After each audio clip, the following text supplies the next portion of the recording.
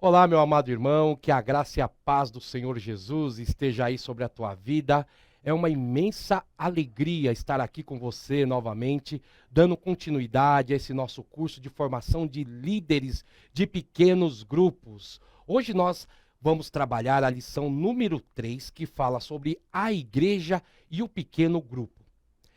Eu gostaria nesse momento aqui de fazer menção a você de um vídeo que se chama Análise Comportamental. Esse vídeo ele nos fala como nós podemos ser às vezes condicionados por fatores externos e experiências de outras pessoas e jamais entender o porquê fazemos as coisas e como as fazemos.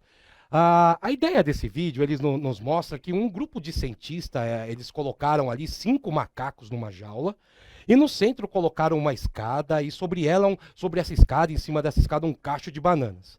Quando o macaco subia a escada para apanhar as bananas, os cientistas lançavam um jato de água fria, gelada mesmo, nos que estavam no chão. E depois de certo tempo, quando o macaco ia subir a escada, os outros o enchiam de pancadas e batiam nele sem cessar.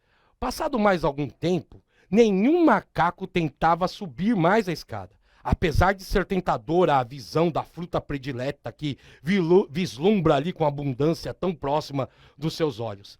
Então, os mesmos cientistas substituíram um dos 5 macacos. A primeira coisa que o pobre macaco fez, foi subir a escada e colher as suas belíssimas bananas. E sendo retirado de lá imediatamente pelos outros macacos sob uma forte chuva de pancadas, surrando eles sem dós e nem piedade. Depois de algumas surras, o novo integrante assimilou a ideia do grupo e não tentou mais subir a escada, apesar de continuar lambendo o beiço ali do lado de baixo.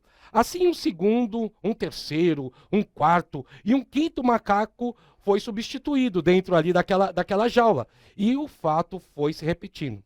Os cientistas, então, ficaram ali com um grupo de 5 macacos que, mesmo que nunca tivesse tomaram nenhum banho frio de água gelada, continuavam batendo naquele que tentasse chegar às bananas. E se fosse possível perguntar a algum deles por que batiam em quem tentasse subir a escada, com certeza a resposta seria essa: não sei, as coisas sempre foram assim por aqui. O modo como as pessoas em geral veem a igreja hoje é um dos grandes obstáculos à propagação do Evangelho de Jesus Cristo. As boas novas de um Deus que ama e que se importa e que tem a resposta para os anseios da humanidade é mascarada por uma visão distorcida do que é igreja. Um obstáculo maior do que esse, porém, é como os cristãos veem a igreja, o pastor, os seus líderes e a posição como membro no corpo de Cristo. Ideias antigas e baseadas em experiências negativas e falsas verdades mantêm algumas igrejas numa esfera de influência limitada, sendo vista como atrasada e fora do contexto e da cultura. É necessário renovar a mente, mudar a forma de pensar, mudar o modelo mental do que é a igreja, mudar o paradigma. Em Romanos 12, no versículo 2, diz assim: não se amoldem ao padrão deste mundo, mas transformem-se pela palavra e pela renovação da sua mente, para que sejam capazes de experimentar e comprovar a boa, agradável e perfeita vontade de Deus. Meus amados irmãos, hoje com uma imensa alegria, nós recebemos aqui um convidado, mas muito especial mesmo, para lá de especial. Ele simplesmente é um dos fundadores da Igreja Metodista Wesleyana. Ele já foi bispo na região europeia, já foi bispo no sul do país e hoje ele é bispo na terceira região eclesiástica da Igreja Metodista Wesleyana, que envolve São Paulo, Mato Grosso do Sul. Um homem cheio de honras, de alegria, cheio de valor e vem aqui hoje para nos acrescentar aqui toda a sua experiência e nos abençoar com essa lição. Com muita alegria nós recebemos aqui o nosso bispo Simvaldo Coelho. Ô meu bispo, seja muito bem-vindo. Para nós é um imenso privilégio te receber aqui. É uma imensa alegria poder ser abençoado pela sua sabedoria, pela sua condução, pelo seu exemplo de como conduzir bem um rebanho de Cristo. E nos sentimos honrados, como eu já disse, e é uma grande felicidade. Nos honre hoje, bispo, com a sua presença e com seus ensinamentos aí. Meus amados irmãos, é uma alegria muito grande poder participar deste momento onde juntos estaremos aprendendo mais sobre a palavra de Deus e como desenvolvermos o trabalho nos nossos grupos pequenos. Eu me sinto feliz, me sinto honrado, né, por ter essa oportunidade de participar com vocês, de aprendermos juntos. Aqui não há um professor, aqui há pessoas que são facilitadores para ajudá-los e também seremos ajudados a caminhar juntos, vencendo essas etapas e aprendendo mais sobre o assunto que está sendo proposto a nós. Bispo, que legal. Bispo, nós vamos falar um pouco hoje sobre paradigmas. O que seria um paradigma? Paradigma é um conjunto de regras pré-estabelecidos que definem limites, como nos comportar, da forma que deveremos agir, como fazer para ser bem-sucedidos. Sim. A princípio, um paradigma é uma coisa aparentemente boa, Sim. Porque ela vai nos dando algumas orientações, alguns limites que vai facilitar o nosso caminho. Certo. O problema é quando isso se torna algo fixo, algo estabelecido que imutável. Sim. Que não pode ser medido, nem mudado, nem um pouquinho para um lado, nem um pouquinho para o outro. Aí, quando esse modelo criado, ele não proporciona a oportunidade de nós mudarmos nada, de nós melhorarmos nada, ele se torna esse paradigma que é difícil de ser ultrapassado, de ser quebrado e de alcançar novas metas, novos alvos, novos pensamentos. Então, o paradigma, ele nos limita. O paradigma, ele nos limita. Sim. Quando ele vem de uma forma, quando ele se torna paradigma, melhor dizendo, porque são conceitos e são ideias boas. Sim. Mas quando elas se tornam paradigmas, é algo que foi estabelecido que não pode ser mudado. Aí algo que foi estabelecido que não pode ser mudado nunca, se não for alguma coisa que é essencial, que é principiológica, que é a verdade absoluta da palavra de Deus, ele nos limita de crescer. Então, muitas vezes, o paradigma ele nos limita de crescer, ele nos estaciona, nos congela e não nos desafia, né? Nós ficamos, então, estagnados, parados. E o problema maior não é apenas ele me limitar, ele me estagnar como pessoa. É ele me limitar e me estagnar no trabalho cristão de alcançar outros. Sim. Porque se eu crio um paradigma que aquilo ali que é ser cristão, aquela forma de se conduzir, a forma de se vestir, de cortar o cabelo, que é ser cristão, ou aquele estilo de hino, ritmo, né, melodia, é ser cristão. O que acontece? Qualquer pessoa que se vestir um pouco diferente, que se barbear um pouco diferente, que cantar um ritmo diferente, então ele não é cristão. Sim. E aí como é que eu vou alcançar essa pessoa que às vezes gosta de um ritmo diferente, que tem uma cultura diferente, que tem uma formação familiar, pessoal diferente, que pensa um pouco diferente? Eu preciso me aproximar dela. E o paradigma, ele me impede. Certo. Né? Por exemplo, durante muitos anos, a nossa igreja teve um paradigma com relação à barba. Sim. Nós não podíamos usar barba. Os pastores, os clérigos wesleyanos, os membros wesleyanos, não podiam usar barba. Aí o que acontece? Você chega numa igreja onde ninguém usa barba, você se sente um objeto estranho. Como que você vai se sentir igual num lugar que ninguém usa barba? Né? Aí aquilo limitava, muitas vezes, a conversão de algumas pessoas. Sim. Então, o paradigma ele tem um lado bom, que nos dá uma ideia do que é certo, errado. Sim. Porém, ele também, se ele não for muito bem observado, como o senhor colocou, ele nos limita e bloqueia a nossa visão da onde podemos ir além, né? Do que podemos evoluir. O paradigma, quando ele se torna uma verdade absoluta, né, que ele não permite nenhum questionamento dessa verdade absoluta, Sim, aí ele se torna um problema sério. certo. E o paradigma, normalmente, ele é baseado não em verdades absolutas. Sim, sim. Né? Por exemplo, nós sabemos que só há um único caminho para chegar aos céus. Jesus Cristo. Isso é uma verdade absoluta, mas não é um paradigma. Aham. Agora, não, para chegar aos céus, nós precisamos aceitar Jesus e guardar o sábado. Opa, Ah, aí já complicou. acrescentaram alguma coisa a mais na Acrescentou história. alguma coisa. Para chegar aos céus, eu preciso aceitar Jesus e tenho que fazer a barba. Eu não posso usar barba. Aí já complicou. Ainda- Para chegar aos céus, eu tenho que aceitar Jesus e tenho que.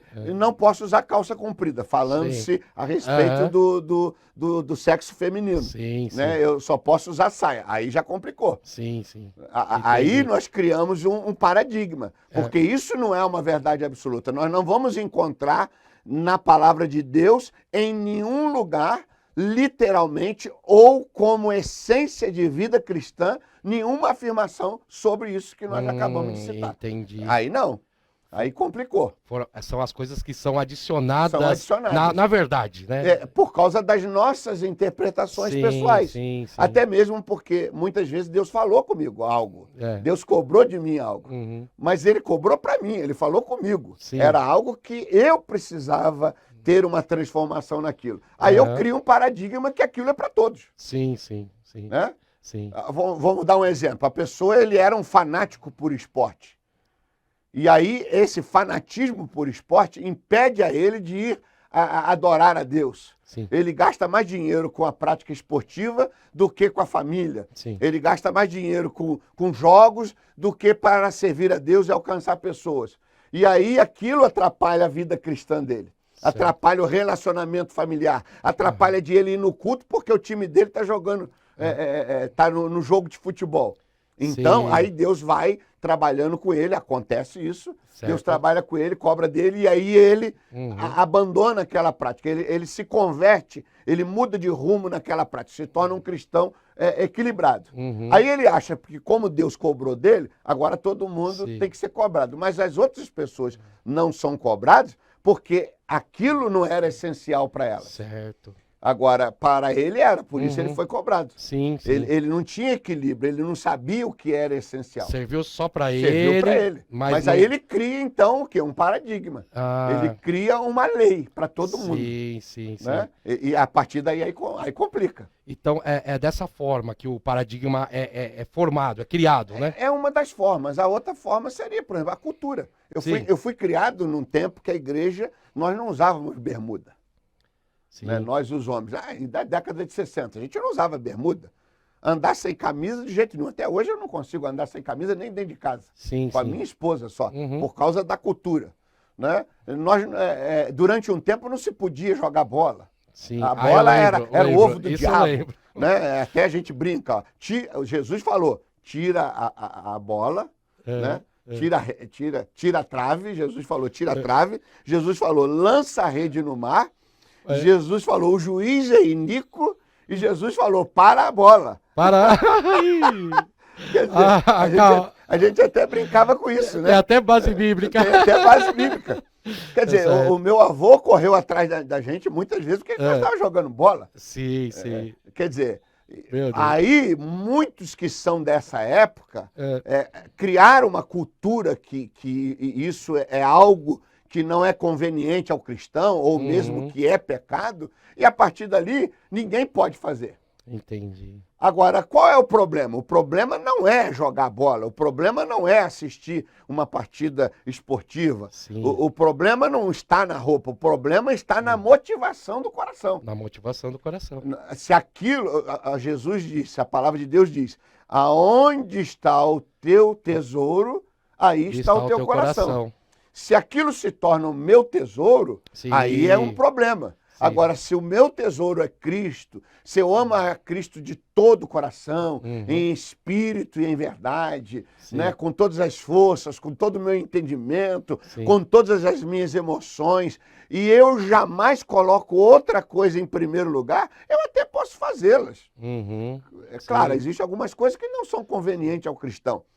Eu até posso fazê-las, mas o meu coração está em Jesus. Sim, sim. Eu não vou deixar de servir a Jesus por causa dessas coisas. Eu não vou deixar de ir na igreja por causa dessas coisas. Sim. Eu não vou deixar de socorrer um membro, uma ovelha que está necessitado por causa dessas coisas. Agora, se essas coisas me impedem de socorrer a ovelha necessitada, Sim. me impede de servir a Deus, aí é problema. Jesus disse sobre isso, né? Só que alguns criaram paradigma. Sim. Não pode fazer. Não pode fazer. Ser cristão tá de terno e gravata, né? Barbeado, e o terno, em alguns casos, não podia ter corte. Aham, Não podia sim. ter aquele corte atrás, Sim. porque era vaidade. Era vaidade. Isso é paradigma. Verdade. Isso é paradigma. Aham. Né? Isso é paradigma. Aí é problema. Tinha a história da televisão também, né? A televisão não pode se ter televisão, então nem todos eram proibidos, né?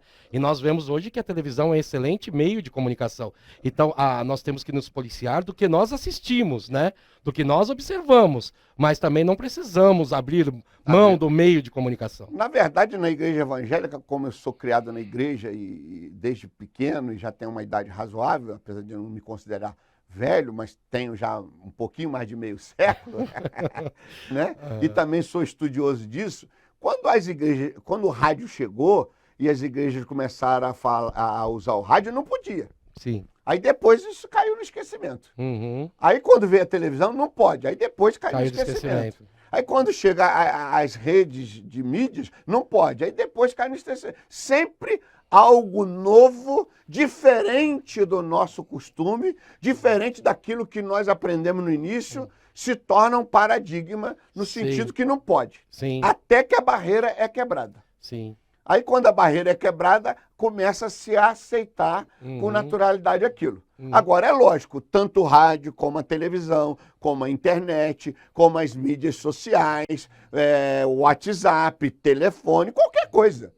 Se você não souber usar de acordo com os princípios essenciais da palavra de Deus, isso se torna um problema e pode levá-lo ao pecado. Sim, sim. E pode levar a escandalizar pessoas. Agora, se eu sei utilizar, utilizo corretamente, se eu sou um cristão verdadeiro, que tem uma experiência profunda com Deus, Sim. o Espírito Santo é quem me ensinará todas as coisas, que é o que a Sim, Bíblia perfeito. diz. O Espírito Santo, ele nos convence do pecado, da justiça, do juízo. O Espírito Santo nos ensina todas as coisas. Eu não preciso ter um caderno, ou um manual, ou um regimento do que pode e não pode. Sim, sim. Eu tenho o Espírito Santo. Se eu tenho o próprio Deus dentro de mim, para me dar equilíbrio, para me ensinar. Por que eu tenho um caderno de pode e não pode? Sim, O Espírito Santo, ele toca na gente. Sim. Quando nós vamos fazer algo que fere a santidade de Deus, que fere a moral divina, que fere aquele que nos ama, que se deu por nós, o Espírito Santo nos toca. Sim. E se, meu irmão querido que está nos assistindo, o Espírito Santo não toca em você, então alguma coisa está muito grave. Sim. E você, então, tá sem a presença de Deus na sua vida. Verifica Porque aí. todo cristão verdadeiro, o Espírito Santo toca nele. Sim. O Espírito Santo dá sinais. Ele fala, ele manda mensagens. Sim. Né? Ele nos chama a atenção para que a gente saia daquele erro. Daquele erro. Ele nos dá, ele nos revela aquilo que nos atrapalha. Ele nos revela aquilo que prejudica a nossa fé. Que nos faz desviar dos caminhos do Senhor. Sim. Agora, se você não tem comunhão com Deus, se você não busca Deus, se você não tem o Espírito Santo habitando dentro de você, aí é outros 500. Aí a coisa tá feia. Nós vemos lá no livro de Atos, né, ali no capítulo 1, que mesmo após Jesus ter realizado milagres, curado, transformado pessoas, feito maravilhas, os discípulos, mesmo após todo o trabalho do Senhor, os discípulos ainda tinham um paradigma, né? Eles estavam reunidos ali e perguntaram: Senhor, é nesse tempo, eles ainda estavam esperando a restauração do reino de Israel, é nesse tempo que o Senhor vai restaurar o reino de Israel? Eles não tinham ainda entendido, porque eles tinham um paradigma sobre a restauração do reino, né? Não da restauração das pessoas. Foi criado na mentalidade do povo judeu, né, que Jesus, que o Messias, ele viria com um rei com a espada na mão. Sim. Qual é o modelo do grande rei de Israel? Né? E que diz que da descendência desse rei viria o Messias, Davi. Davi foi um rei guerreiro, um rei conquistador. Da espada na mão, Da que não espada pode, na mão. não pôde nem construir o templo, né? Porque Não pôde nem construir o templo, da espada na mão. Então, agora o povo é exilado, Sim. o povo é escravizado por outras nações, Uhum. e há profecias da restauração de Israel. E nessas profecias, elas não ficaram claras ao entendimento dos estudiosos da Sim. época e nem mesmo dos discípulos. Sim, sim. Pelo menos não no primeiro momento, né? Certo. Até que os olhos deles se abriram. Então eles estão esperando o quê? Esse rei que vem da descendência de Davi. Até hoje, né? Eles estão esperando até hoje, os judeus, não os judeus que se converteram, evidentemente, Sim. no mesmo modelo de Davi. Ele Sim. virá para guerrear, ele virá com a espada na mão, ele virá para tirar o povo da escravidão, né, dos outros povos, e Israel vai se tornar o reino mais poderoso da terra. Sim. Então eles estão nisso. É um paradigma que paradigma. foi criado, e aí Jesus vem o quê? E quebra esse paradigma. Quebra esse paradigma. Agora, como que você vai quebrar um paradigma de milhares de anos? Sim. Onde existem centenas de profecias falando sobre esse Messias e dando a entender um Messias guerreiro. Sim. Né? No entendimento, evidentemente, deles. Dos judeus. De um Messias que vai restaurar o reino de Israel e colocar o reino de Israel sobre todos os povos da terra. Aí vem um falando de outro tipo de reino, de um reino de amor, de um reino de compreensão, de um reino que eu vou morrer sacrificado na cruz do Calvário pelo povo que me escraviza. Mas tu é rei, tu vai morrer? Tu é rei, tu vai morrer, que eles não vão pegar na espada. Esse paradigma, ele é tão violento, ele é tão forte, que quando há alguns momentos, o que Pedro faz? Ele pega a espada mesmo. Sim. E vai lá e age com a espada. Verdade. Em algum momento, João e o irmão, o que é que ele fala? Só quer que desça fogo do céu? Uhum. Porque eles estão com isso na cabeça deles. Como um outro tipo de poder. Um outro tipo de poder, um outro tipo de realidade. É claro que eles vão gradativamente compreendendo qual é a missão de Jesus. Sim. Que é diferente. E qual será a missão deles. Qual será a missão? É lógico, vamos lá, vamos pensar humanamente. Eu prefiro uma missão que eu vou ser conquistador do que uma missão que eu vou morrer crucificado de cabeça para baixo. Sim. Ou que eu vou morrer com o pescoço cortado à espada, como a tradição fala a respeito de alguns. Sim. Né? Decapitado. Sim, Pedro crucificado. Humanamente, o que é melhor? Por isso que às vezes o paradigma permanece. Porque humanamente o paradigma, normalmente, ele é agradável. Sim. Ele traz alguma coisa boa para quem se permitiu criar o paradigma. Sim. Né? Se permitiu viver aquele paradigma. Ele traz satisfação pessoal normalmente. Ele traz comodidade para quem vive nele. Sim. Então tu não quer sair dele. Porque ao sair dele tu vai ter que mudar. Sim. Eles teriam que mudar. Uhum. Né? Em vez de ser conquistador, eu vou amar. Em vez de ferir, eu vou ser ferido. Sim. Em vez de receber, eu vou dar. Em vez de eu conquistar, eu vou repartir. Sim. Né? E uma atitude de Jesus, né, que o senhor citou, nesse momento quebra esse paradigma. Quebra. Porque quando Pedro corta a orelha ali do soldado, Jesus, ele para quebrar esse paradigma, ele pegou e colocou de volta a orelha do soldado, demonstrando que o reino dele é baseado no amor, que não é desse mundo. Quebrou o paradigma do guerreiro. O paradigma do guerreiro da espada. Interessante, né? E hoje nós entendemos, então, através de Cristo, que nós temos, então, um novo paradigma, que é o Espírito Santo habitando em cada um de nós. Você vê o seguinte, no Antigo Testamento, nós temos um paradigma que o Espírito Santo é derramado sobre algum homem. Então nós temos um profeta, nós temos um sacerdote, nós temos um juiz. Sim. Né?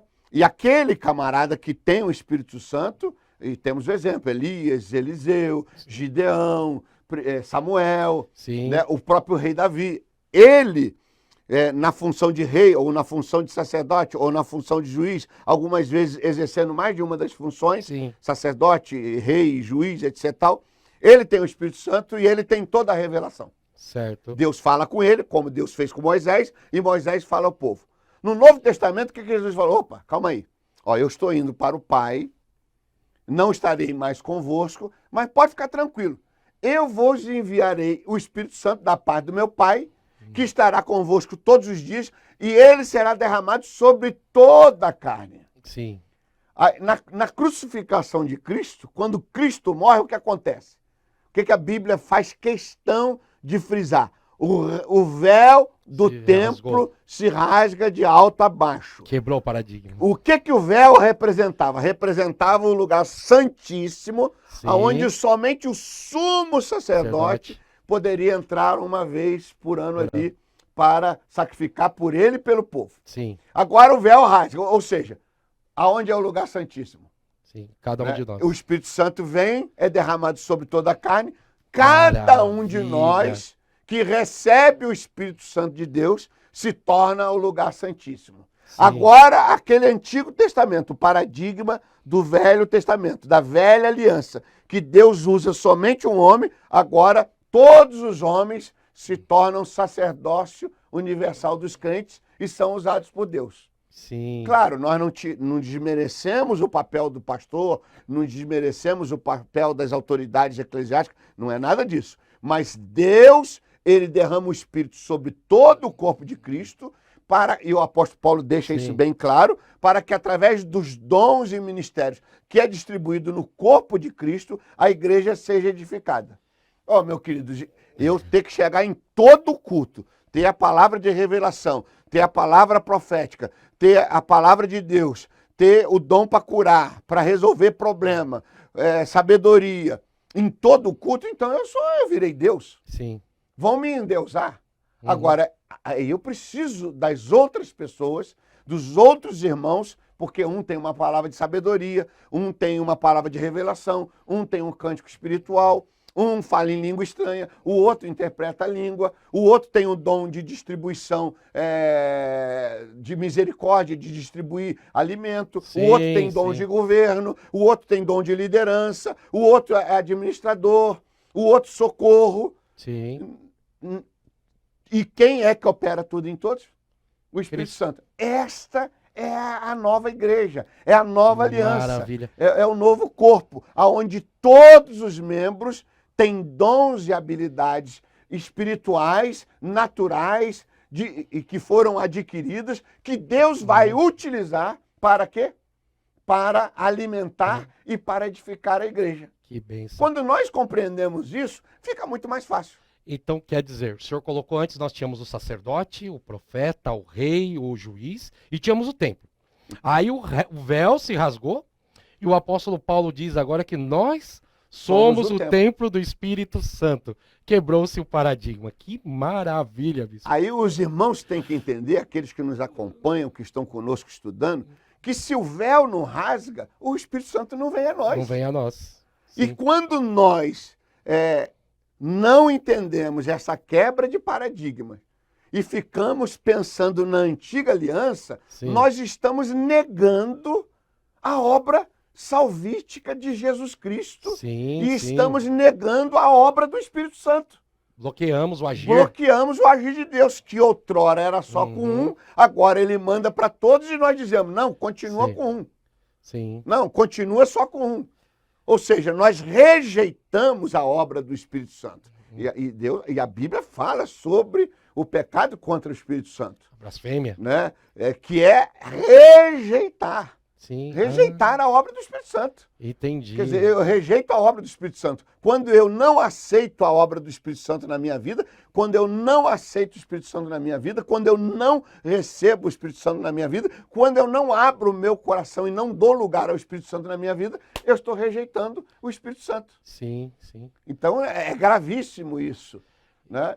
Mas às vezes a pessoa quer continuar no antigo paradigma, porque é mais cômodo para alguns falar, pastor, como é que é isso? O que é que eu tenho que fazer? Eu vendo a casa ou não vendo? Eu compro ou não compro? Consultando o profeta. É mais fácil, lança a sorte aí. Lança a sorte, é verdade. Então, Jesus nos ensina que o estilo de vida que nós temos que ter agora, o paradigma é ser o templo do Espírito Santo, ser cheio do Espírito Santo, e ele em si, ele tomou toda essa autoridade, ele foi rei, profeta, sacerdote, justo juiz, todos esses títulos ele absorveu sobre ele e derramou do Espírito Santo dele sobre o seu templo, que somos cada um de nós. Lembrando, muito interessante, ele absorveu todos esses títulos, mas ele fala assim, ó, eu vou para o Pai e vos enviarei o Espírito Santo, e aí todos esses títulos que ele absorveu, ele divide conosco. Sim. A Bíblia diz que nós somos reis e sacerdotes, que nós somos Amém. povo escolhido de Deus, que nós somos nação Não, santa. Amém. Nós somos em Cristo reis, sacerdotes, profetas, povo Olha de que Deus, maravilha. nação santa. E quando nós compreendemos isso e damos lugar ao Espírito Santo de Deus na nossa vida, nós conseguimos levar esse reino de paz, esse reino de justiça, esse reino de compreensão, esse reino de amor, esse reino que absorve as pessoas às nossas voltas, que estão carentes, que estão necessitadas. Nós conseguimos levar esse reino a todos. Que maravilha. Porque aquilo que pertencia a apenas uma nação, Sim. aquilo que pertencia mais especificamente na questão de ser usado pelo Espírito Santo, apenas a um homem, a um profeta, ou a um rei, ou a um sacerdote, Deus fala assim, não, eu quero fazer não apenas de Israel o meu povo, mas eu quero fazer de todas as nações, todas as raças, de todas as tribos, de todas as línguas, de todos os povos, de todas as etnias, branco, negro, amarelo, com olho fechado, com olho aberto, com barba, sem barba, careca, sem careca. E quando eu estou falando careca, mulher careca, né? Porque na nossa cultura não é muito... O paradigma diz que uma mulher careca na nossa cultura não é mulher, não pode ser mulher, e algumas igrejas nem pode ser crente, mas tem nações aí que a mulher careca é honroso. Sim. Né? E aí, como é que fica? É paradigma. Aí Deus pega, quebra esses paradigmas todos e faz de todos os homens, de todos os lugares da terra, que recebem a Cristo como seu Senhor e Salvador. Sim. Por quê? Esses reis, esses sacerdotes, essa nação santa, esse povo escolhido de Deus. A igreja do Senhor. A igreja do Senhor Jesus. Então nós entendemos agora essas passagens bíblicas. Ide por todo mundo, pregai o evangelho a toda a criatura. Quer dizer, quebrou o paradigma, que era somente para o povo de Israel. Somente para o povo de Israel. Foi para todo mundo. Né? Foi derramado o meu Espírito Santo sobre toda a carne. Olha como é que a Bíblia quebra paradigma. Ainda no Novo Testamento acontece de vez em quando um paradigma. Né? Pedro, ele está ainda, mesmo depois do derramamento do Espírito, ele continua com o paradigma que o Espírito é só para o judeu e que a igreja é só para o judeu. Sim. Aí ele tem um sonho. O que ele tem no sonho? O que ele vê no sonho? Ele vê um lençol que desce do céu e é colocado vários animais diferentes e ele recebe uma ordem para comer daquelas carnes que eram carnes consideradas impuras. Sim. Pela cultura judaica. Sim, sim. Né? E aí ele é obrigado a comer, e ali então ele começa a compreender, nesse momento, quebra-se o paradigma do judaísmo ainda na vida de Pedro, mesmo depois do derramar do Espírito. Veja bem como é que o negócio do paradigma, ele é sério, ele pega, ele amarra a gente. O cara viveu com Jesus 3 anos e meio, ele foi educado no melhor seminário de todos os tempos, ele é cheio do Espírito Santo no dia de Pentecostes, ele se levanta no dia de Pentecostes, prega, 3.000 almas se convertem, e ainda assim, né, ele está achando que o negócio é só para ele. Só para ele. Aí tem que ter um novo impacto do Espírito Santo através do sonho, da revelação, para que ele abra o entendimento.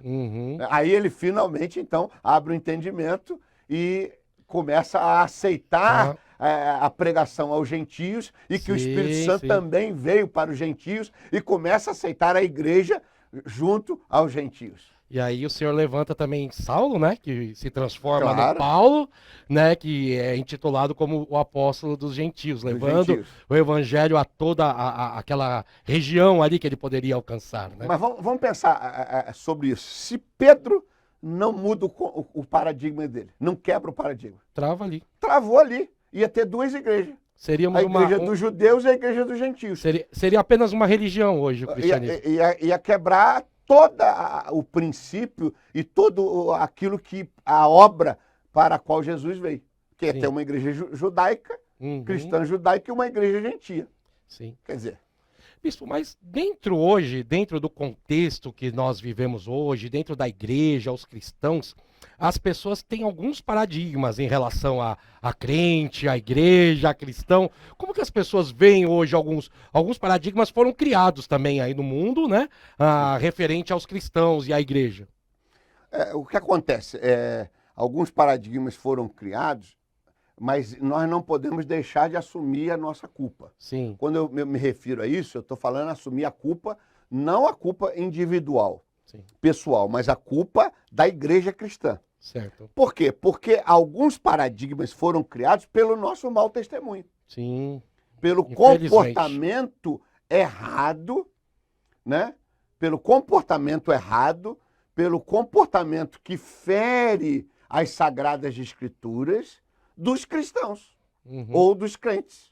Sim. Né? Por exemplo, eu fui criado no Evangelho e na década de 60, que eu começo a entender melhor o Evangelho, eu nasci na década de 60, mas desde criança eu vivi o avivamento na Igreja Metodista Ariana, e como o avivamento é uma coisa, o derramamento do Espírito Santo, de um Pentecoste na vida da igreja, ele marca muito. Sim. A presença gloriosa do Espírito Santo, ela marca muito. Então, mesmo uma criança, ela é marcada poderosamente pelo derramar do Espírito Santo. Sim. Então, eu me lembro muito bem. Naquela época que ser cristão era algo raro no Brasil, por exemplo, na minha escola tinha 500 alunos, eu era o único cristão. Sim. No meio de 500 alunos. Então, por exemplo, quem se tornava cristão, ele rompia com muitas coisas. Ele rompia, entre aspas, com o catolicismo, ele rompia com o espiritismo, ele rompia com tradições familiares, ele rompia com a igreja da maioria da sociedade, com a igreja cristã que a maioria da sociedade praticava. Então você perdia muita coisa. Sim. Eu era chamado de quadrado, eu era chamado de Bíblia, eu era chamado de uma porção de coisa. Sim. Né? Eu era questionado pelos colegas, eu era questionado pelos professores, eu era questionado pelos vizinhos. Mas qual era a visão que eles tinham de crentes naquela época? Era uma pessoa que a sua vida foi transformada, e a partir do momento que a vida dela foi transformada, ela tomou, a partir de agora, uma cultura cristã de honestidade, de sinceridade, de trabalho árduo, Sim. de compromisso com as suas questões da vida. Por exemplo, pagar em dia as suas contas, ter uma vida de moral ilibada, que não trai a mulher, que não se prostitui, que não tem relação sexual fora do casamento, que não se masturba, que não rouba, que não cola na escola, né? que não dá... como é que fala a expressão certa quando o guarda vem te multar e você dá uma propina? Suborno, uma propina, né? Que não mente, que não fala palavrão. Sim, sim. Eu não quero entrar aqui no mérito do estilo, roupa, não é isso.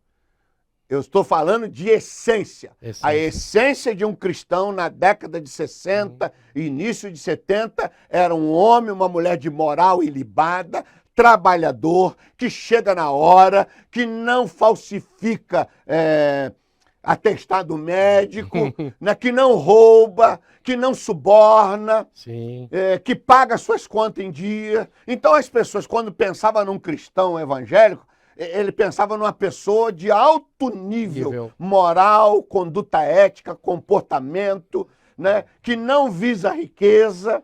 Pensava numa pessoa que ela decidiu ter esse estilo de vida e se negou a si mesmo. Exatamente. Então, por isso, as pessoas olhavam ela com outros olhos. Se esperava dessa pessoa uma conduta quase perfeita. Sim. Aí, com o passar dos tempos, com o crescimento, entre aspas, do evangelho, né, começamos, talvez até pela questão do estilo, da exigência de roupa que era muito grande, futebol, televisão, nós começamos a negociar o estilo, que não é o essencial, mas nessa questão de se negociar o estilo, me parece que nós também negociamos a essência. Aí complicou. Aí a igreja começou a ter crente que rouba, crente que mente, crente que trai a mulher, pastor que anda com outras mulheres e continua pastor, né? Então as pessoas até muitas vezes o quê? Eu não quero um crente não, porque crente não trabalha, crente não é correto. É o pior empregado que tem é crente. Isso. Era o contrário antigamente, o melhor que tinha era o crente. Era o crente. O melhor aluno era o crente. Sim. Os professores esperavam de mim uma correção quase Sim. que absoluta. Sim. Hoje não, hoje é o contrário. Então aí começou a se criar alguns paradigmas. Sim. Quando se pensa, crente é bitolado, esse paradigma é antigo. Sim. Né? Ele hoje já não é tão forte. Não é tão forte. Né? Mente pequena. É. Agora, a igreja é para tomar dinheiro. Esse paradigma é forte hoje. Entendi. Por quê? Por causa de algumas denominações neopentecostais que, em vez de ensinar a adorar a Deus em espírito e em verdade, e essa adoração a Deus em espírito e verdade também envolve os dízimos, as ofertas, Sim. as primícias, a oferta das mãos, a oferta votiva e assim por diante, eles falam tanto em dinheiro que eles não falam em adoração. Sim. Eles não pedem adoração, eles pedem dinheiro. Eles não ensinam adoração, eles ensinam a dar dinheiro. Na realidade, estão adorando o dinheiro. Estão adorando o dinheiro. Aí, quer dizer, e sendo que muitas vezes, infelizmente, da parte de alguns, há uma exploração. Então criou esse paradigma. Ou seja, desabonou aquela ideia que eles tinham do crente ser o melhor funcionário e manchou essa imagem, foi se criado um paradigma negativo, Sim, negativo. A respeito do cristão hoje. O que acontece também no início das igrejas cristãs? A maioria dos pastores ganhavam muito pouco. Sim.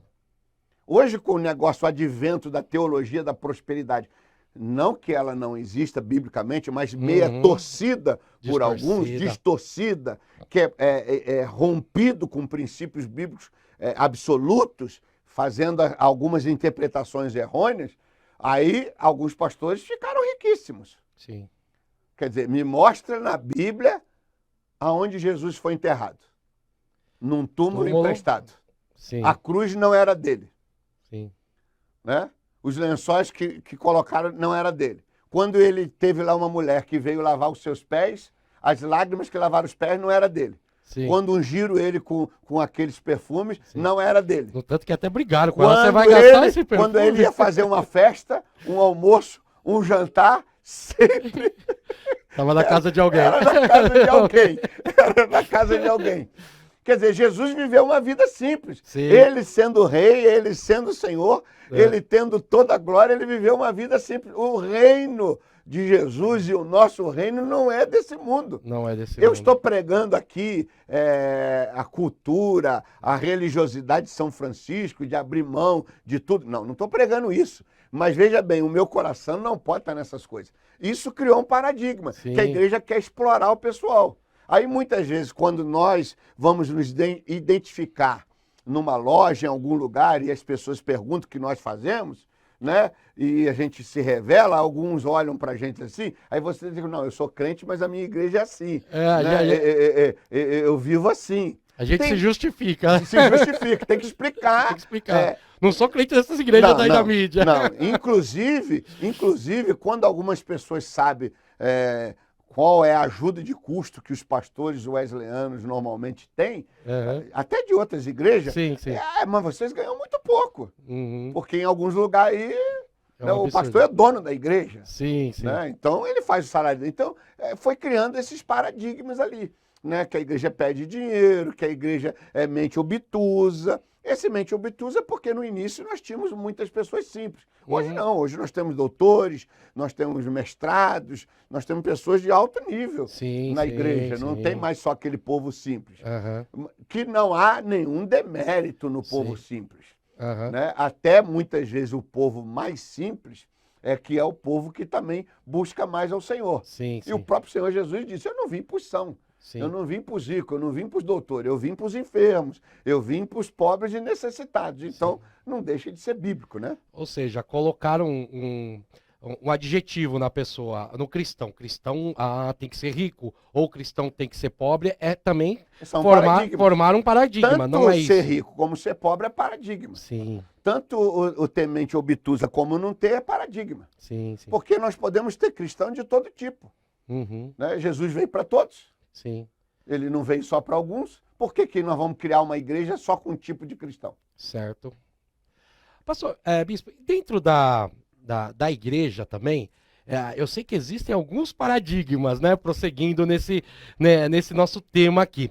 Como que às vezes as pessoas da igreja, os membros da igreja, ou até alguns líderes da igreja, né, eles enxergam o pastor, o bispo, o ministro da igreja, de que forma que às vezes ele enxerga? Também existe um paradigma com isso daí. E esse é um paradigma difícil de ser quebrado. Sim. Porque se criou um paradigma, por exemplo, um dos paradigmas que tem com relação a isso, que o pastor tem que fazer tudo. Certo. Né? Se criou esse paradigma. Esse paradigma existe, mas ele existe também, em parte, culpa do próprio pastor. Porque ele também assume tudo. Pega tudo para si. Ele acha que ele sabe tudo, que tudo tem que vir a ele. Por exemplo, eu tive um colega, uma igreja, aconteceu esse fato, e eu soube. Né? Ele chegou na igreja, a igreja funcionava bem, os ministérios funcionavam bem, e ele falou, ó, a partir de hoje ninguém pode fazer nada sem falar comigo. Aí, meu filho, brecou tudo. Entendeu? Ou eu confio no irmão para cuidar dos grupos pequenos, ou eu não confio. Sim. Então eu lhe deleguei uma função, eu tenho que confiar no irmão. E na medida que for necessário, eu chamo o irmão para perto de mim e vou lhe dando algumas orientações. Agora, se eu for fiscalizar o tempo todo tudo que você faz, então não preciso de você. Então tem alguns pastores que eles têm muita dificuldade, o quê? De dividir o púlpito, dividir a autoridade, dividir a oportunidade para pregar, dividir a oportunidade para presidir um culto, dividir a oportunidade para visitar. Ele não quer que ninguém visite, só ele que visita, só ele que aconselha. Aí a igreja, ela está crescendo, chega uma hora que ele não consegue visitar todo mundo. Ele não consegue aconselhar todo mundo, mas ele tem medo que se outro aconselhar, o que vai acontecer? Não, ele não tinha que ter medo, ele tinha que treinar. Paulo, escrevendo a Timóteo, ele fala, encontre homens que sejam fiéis e idôneos para ensinar a eles, para que eles ensinem a outros.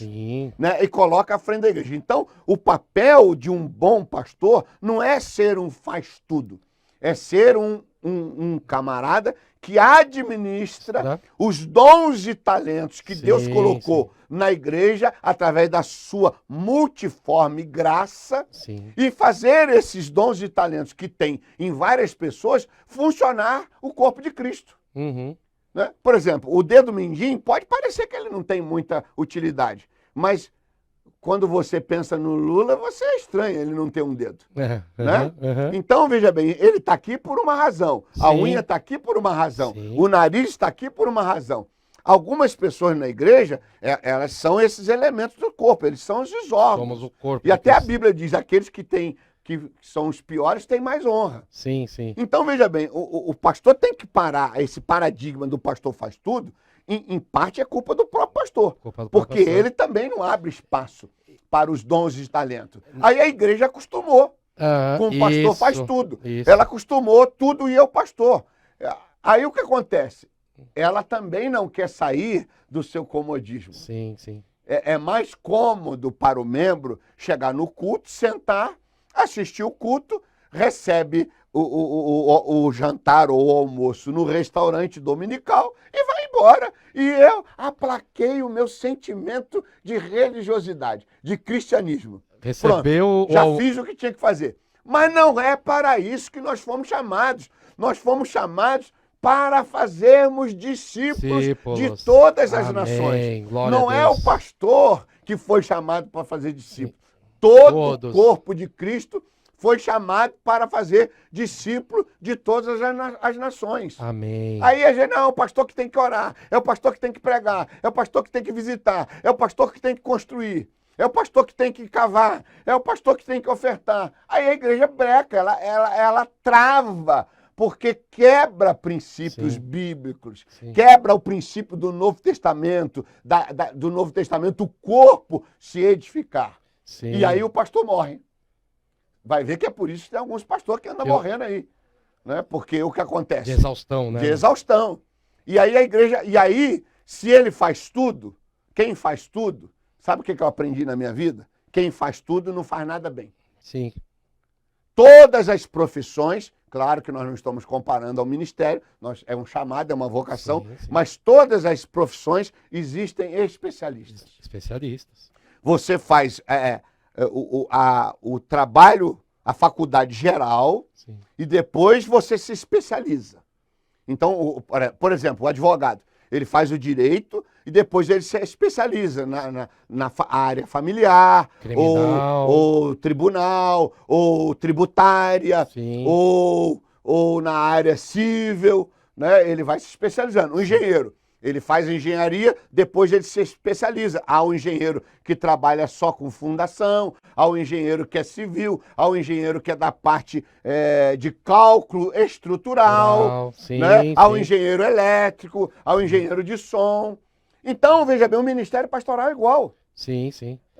A igreja quer exigir do pastor que ele seja bom em tudo. Meu querido irmão, nenhum pastor é bom em tudo. Não existe isso.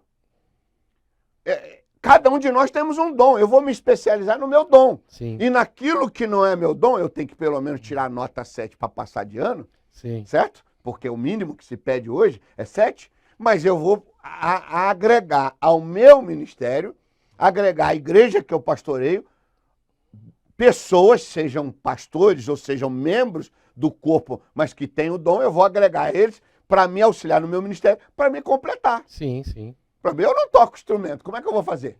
Precisa ter um maestro, Eu preciso ter de alguém que toca. Eu não Uhum. tenho tempo para ensaiar coral, como é que eu vou fazer? Precisa ter um regente. Eu não me formei em engenharia, como é que eu vou construir a Sim, igreja? sim. Como é que eu vou acompanhar a obra? E todas essas especializações compõem o corpo e a igreja É que edificada. que se desconcentra de um único homem que, como o senhor bem colocou, né? Nós estávamos acostumados a ir almoçar, recebemos o almoço e saímos ainda, às vezes nem lavamos a louça. Nem lavamos a louça. E depois ainda reclamamos. E reclamamos. Aí o pastor fica a semana inteira. Ele ora, ele visita, ele jejua, ele paga as contas da igreja, ele leva a ceia, certo? Ele dá expediente, ele aconselha e não sei mais o quê. Não sei mais. E aí no domingo o pessoal quer uma grande mensagem. Sim, sim. Só vão para receber, né? É complicado. E- É complicado. Sim. Então, por exemplo, nós precisamos desses diversos dons sendo utilizados na igreja. Sim, De tal forma que o pastor tenha tempo. Eu costumo dizer, se eu for fazer tudo o que eu preciso de pessoas para me auxiliar, eu não vou ter tempo para fazer o meu trabalho. E ninguém vai fazer o meu porque só eu sou bispo. sim, sim. Entendeu? Se na igreja local, por exemplo, vamos aqui usar o exemplo da igreja de Vila Nive. Se o pastor Silmar for fazer tudo, ele não vai ter tempo para fazer aquilo que só ele sabe fazer. Só ele. E só ele pode A fazer. função principal Então dele. nós temos que ter isso em mente. Sim. E vai ficar cansado, vai morrer. Sim, sim. E aí ele não vai produzir. Ou vai Verdade. produzir mal. Uhum. E quem vai sofrer no final das contas? A igreja. O Sim, corpo de Cristo vai sofrer. Sim. Por quê? Porque não está usando os dons e talentos, as habilidades que Deus distribuiu para a multiforme graça de Deus se manifestar naquela igreja através do corpo de Cristo. E isso aí, veja bem, não tem no Novo Testamento, me desculpe aqui, no Novo Testamento não tem maior e menor. sim. Esse negócio que o pastor é maior do que o segundo pastor, e o segundo pastor é maior do que o terceiro pastor, e o terceiro pastor é maior do que os presbíteros, e os presbíteros são maior do que os diáconos, e os diáconos, a junta diaconal, incluindo as diaconisas, são maior do que os líderes de ministério e departamento, e os líderes de ministério e departamento são maiores que os membros. Isso é coisa do inferno. Sim, verdade. Eu não sou maior que ninguém. Todos nós somos servos de Cristo. Amém. Eu apenas exerço uma função diferente. Uhum. Administrativamente, eu posso ter uma função acima dos pastores e dos membros. Mas no corpo, que é a essência, Uhum. o corpo é a essência, denominação é estilo. Me desculpe.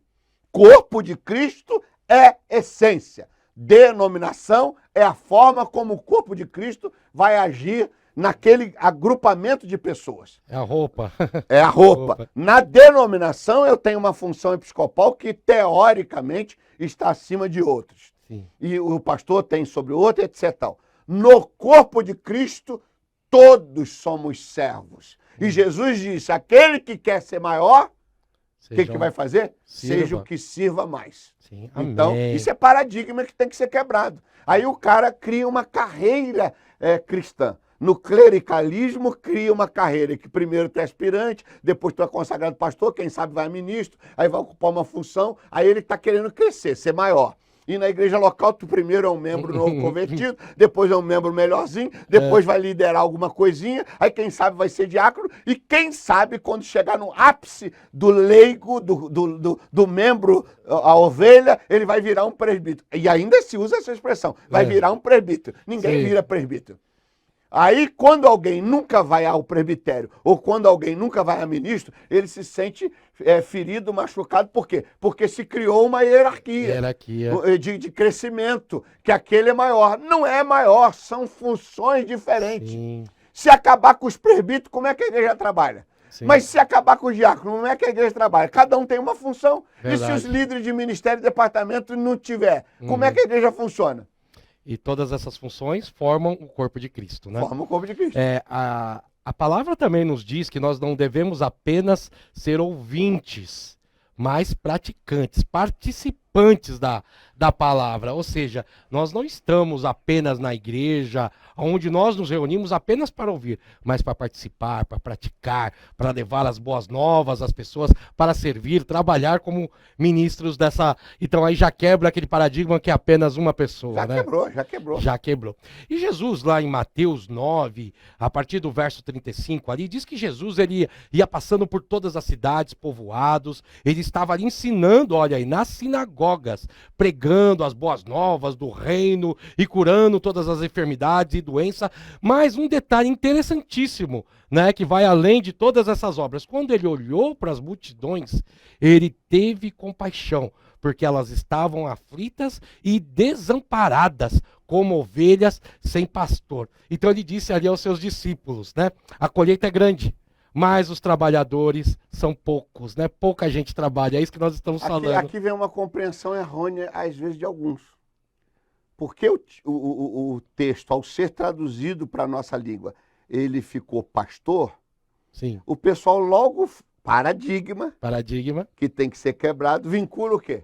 A um pastor da que igreja. foi ordenado, que foi consagrado. Não, o que Jesus estava dizendo era o pastor no sentido da pessoa que apacenta. Que cuida da ovelha. Sim. Veja bem, um membro local da igreja que não fez seminário, que não fez faculdade de teologia, que nunca teve um chamado específico para ser consagrado pastor, mas que cuida de vizinhos, que cuida de pessoas, né?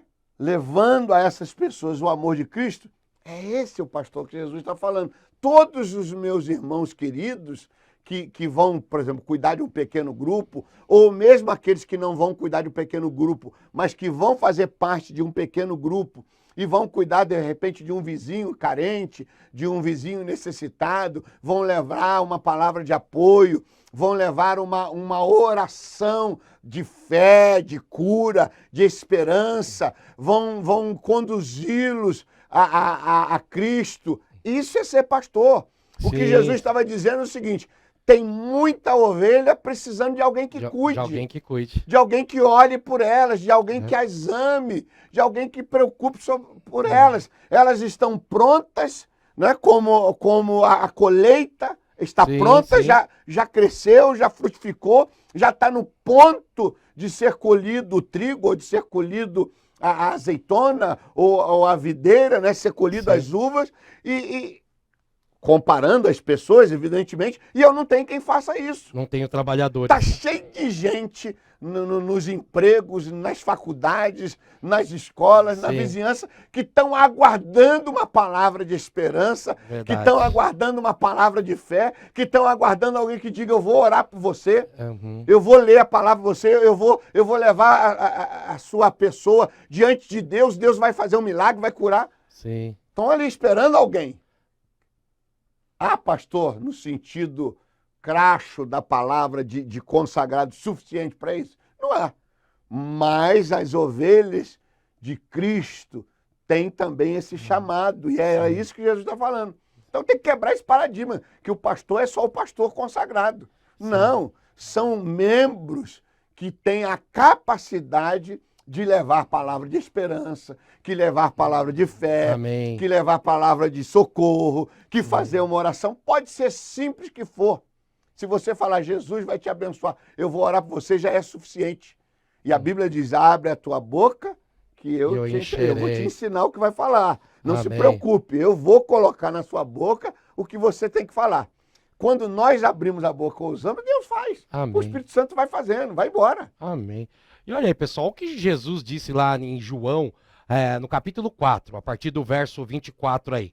Ele disse assim, a minha comida é fazer a vontade daquele que me enviou e concluir a sua obra. Vocês não dizem, daqui a 4 meses haverá colheita?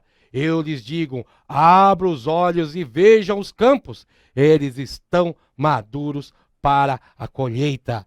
Ou seja, eu ouvi uma frase também, há um tempo atrás, que diz assim que ovelha gera ovelha, e gera, quando a ovelha é sadia, ela gera uma ovelha sadia e ela amamenta a ovelha, né? Então nós entendemos assim, fazendo um comparativo com essa frase, que não precisa apenas, para cuidar de ovelha, não precisa só ter um título pastoral, ou uma consagração pastoral dentro da denominação, pelo que o Senhor nos colocou. Mas você, como ovelha, você pode cuidar de outras ovelhas, sendo na realidade, mesmo sem o título, mas sendo um trabalhador e sendo um verdadeiro pastor, aí usando, né, a força da frase, para cuidar desta ovelha. Uma pergunta reflexiva para o pessoal que está nos acompanhando. Quem de nós geramos um filho do nosso ventre, né? Sim. Do nosso sangue, casamos, a nossa esposa ficou grávida, ela gerou um filho, o filho nasceu, nós tínhamos uma expectativa enorme quanto a isso, certo? Aí quando essa criança nasce, a gente pega ela e dá para alguém, sei lá, cuidar, mesmo que seja um irmão, um parente. E entra na cabeça de alguém esse conceito? Não, que você casou, você lutou para ter um filho, você se esforçou, você sonhou, aí quando o seu filho nasce, depois de 9 meses na barriga da sua esposa, sim, você pega ele e dá para sua mãe, para o seu irmão, para o seu tio, para o vizinho, sei lá, para alguém cuidar. Uma pessoa em sã consciência não faz isso. Em sã consciência ninguém faz isso. Como então, em sã consciência, o crente, a ovelha, né, o nosso irmão em Cristo, do rebanho do Senhor Jesus, sim, que nós estamos cuidando, ele orou, ele jejuou, ele teve dores de parto, gemidos inexprimíveis, por amor a algum amigo, por amor a algum parente, por amor a algum vizinho, e depois de muita oração, de muito jejum, de muita luta, ele foi gerando espiritualmente aquele filho na fé. Aí o filho na fé finalmente recebe Jesus como Senhor e Salvador. Aí ele pega o filho e vira para o pastor e fala, pastor, agora o filho é teu, se vira. De jeito algum. Não entra na cabeça. Esse paradigma tem que ser quebrado. Sim. Porque alguns irmãos pensam que isso é ser cristão. Ele gera o filho com tanta luta e depois simplesmente joga na mão do pastor. Aí o pastor tem 100, sim, tem 300, tem, sim, 500. E aí o próprio novo convertido, sim, né, a ovelha que foi gerada, ela fala, pô, o camarada antes me amava, orava comigo, lia a Bíblia comigo, cuidava de mim, se preocupava comigo. Agora ele simplesmente me jogou na mão do pastor e me largou. Aí o que ele vai pensar? Fui abandonado. Fui abandonado.